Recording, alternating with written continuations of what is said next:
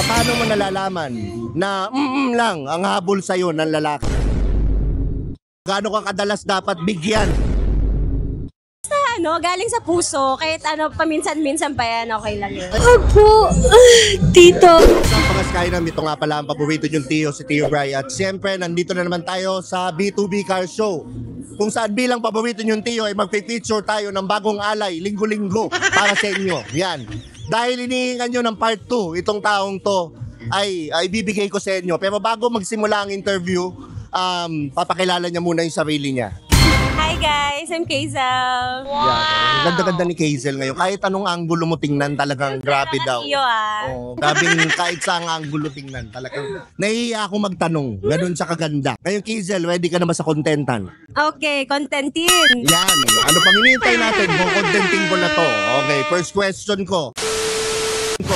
Ano ang pet peeve ni Kazel? Pet peeve ko, siguro yung mga lalaki ba o sa babae? Kahit Lalaki ano. Sa lalaki siguro yung masyadong pushy eh. Tulad mo, Tio. Masyadong ano? Pushy eh. Pushy? Oo, yung makulit. Yan, Ganyan. pushy ba ako? Medj. Bench, talaga? Grabe. Pero nadadala. No, nadadala. When you say pushy, paano ba yung pushy na lalaki? Parang masyadong makulit. Tsaka yung mga vain pala yan. I hate mga... Ayaw mo na lalaki nagpapapogi? Oo, like kung masyado ka ng gwapo, like kung may tsura ka na, wag mo nang... Don't, try too hard. Ano mo yun? Ganda ng sagot, patalino. Ngayon, Kazel, paano mo nalalaman na lang ang habol sa'yo ng lalaki? Pag siguro pag nag-aya agad ng Netflix and chill. Tatanong ko pa lang yun, pero okay, Netflix and chill. Pag Netflix and chill ba yun talaga? Oo, feeling ko, like, doon agad. Like, dapat gagawin lang yun pag mag-jowa na kayo or pag super comfortable na kayo sa isa't isa. Ilan na nagaya sa'yo ng Netflix and chill? Yung mga naging boyfriend ko lang. Ayun lang, okay. Yung mga hindi pa boyfriend, hindi pwede. Hindi na naman, Bash! Kailan ka ba katigas? Which brings me to the next question. Ang next question ko, ano mas pipiliin mo? Netflix and chill o smoke? Ay! Wala. Netflix and chill na lang. Oo, pero sa jowa. Na jowa, yeah. Oh, pero pag halimbawa hindi kayo magjowa, yung babae, pumayag ng Netflix and chill, ibig sabihin ba nun yun na? Hindi naman. Yung hindi totoo. naman. Most of the time lang, oo. So kailangan mag-ingat pa rin si guy. Yes. Bakit yung guy dapat mag-ingat? Dapat yung girl. Hindi, pati girl din. Okay, fine. Yes. Ayan. Next question. Ano ang dapat i-improve ng mga lalaki ngayon? Siguro yung... Sabi ko kasi pag-approach sa girls yung... Dapat meron naman silang bagong kasi... Gano'n na nga lagi yung mga inaaya nila, parang sa gimikan agad, alam mo yon. Dapat dinner muna, ganyan. Dinner, punta ng concerts, ganyan. Simba. Yan.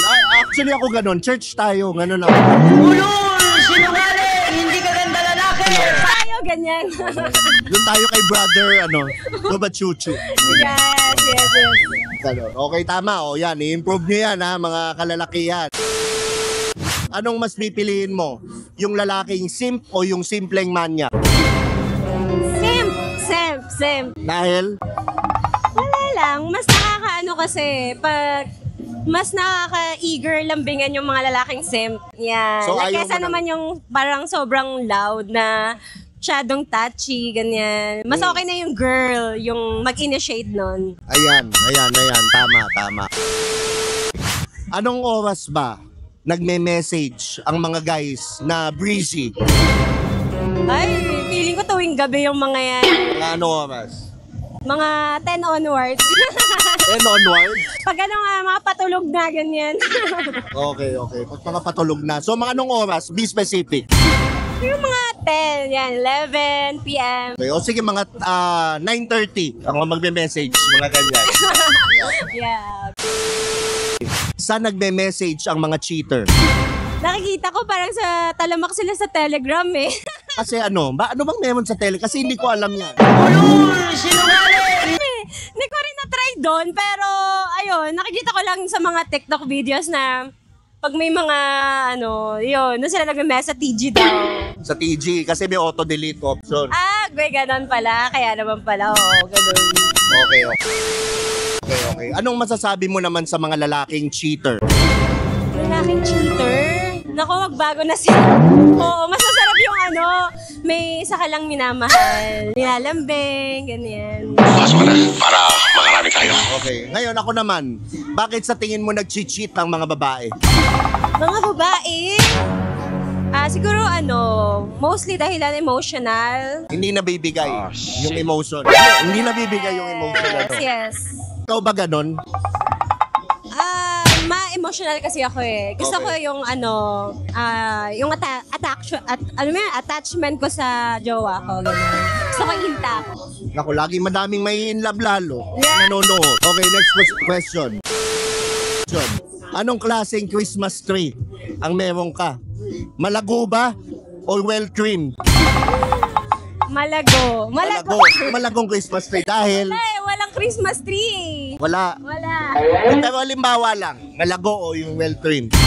Dapat. Well-trimmed. Oh, Well-trimmed tayo. Ang kulit. kasi mas, Mas malinis. Yes. mas malinis. Mas Hygienic. hygienic. Christmas tree nga sinasabi ko. Christmas, mas hygienic yan. Dapat tinitrim yung Christmas tree eh. Once in a while. Kasi naman, binubulok mo lang sa bowl nyo, di ba? Dapat yan. Yung tipong, Linis yan. yung tipong pag nasalubsog ka, ayun, ay, yung bango ng Christmas tree, ang ganda. Ganon. Tama. Ganong Christmas. Anong regalo ang gusto mo sa Pasko? Regalo? Siguro yung na lang, genuine happiness na lang. Ano yung mga genuine happiness for you, define? Yung priceless na mga bagay na loyalty, ganyan. Madali namang ibigay nun sa'yo? Hindi madali ibigay yun. Sa panahon ngayon, ay nako. Para sa mga tito, madaling ibigay yun. Lalo na pag ang tito sa wana. Ayan, ganun. Pag tapos na sa graduate na sa ganong Amen. Yes. Okay. Ngayon, Pasko, gaano ka kadalas dapat bigyan ng regalo? Basta galing sa puso, kahit paminsan-minsan pa yan, okay lang. Ayun, ako pag kay Kizel, talagang siguradong galing sa puso at puso. Okay. Sobrang appreciative ko, kahit malaking bagay yan. Kapag bagong taon, isang ka nagpapaputok sa loob o sa labas ng garahe? Hindi ako nagpapaputok eh. O saan ka naglilulsi? So, halimbawa, ano ma-advise mo? Saan sila dapat magpaputok? Sa loob, labas? Putok eh. Nakakatakot, Oo, nakatakot. nakakatakot. Napaka-safe ng answer. Tama yan, tama. Gusto ko yan. Doon tayo sa safe lagi. Itong question ko na kasunod. Paano ka tumorotot? Diretso buga o babasain muna? Binabasa ba yung turotot? Parang Hindi, sinisigdahan kasi minsan na tayo. gumaganyan eh. Bago, kasi parang hindi mahirap. Ganon. Sisindihan muna dapat yun. Turotot sinisindihan mo, hindi nga turotot nga. Pwede binabasa muna para hindi madry yung lips. Ayan. Maganda na sagot ni Kize. Last and final question.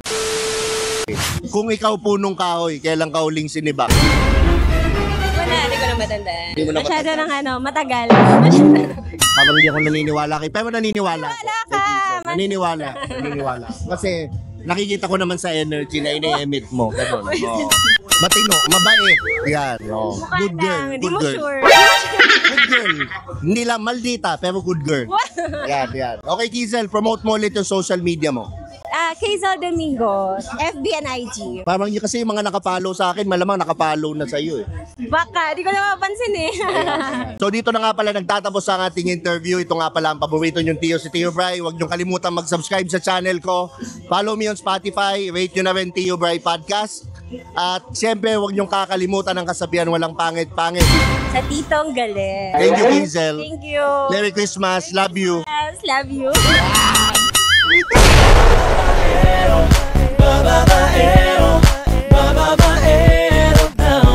Babaero daw ako. Sinong may sabi, magkakating labi.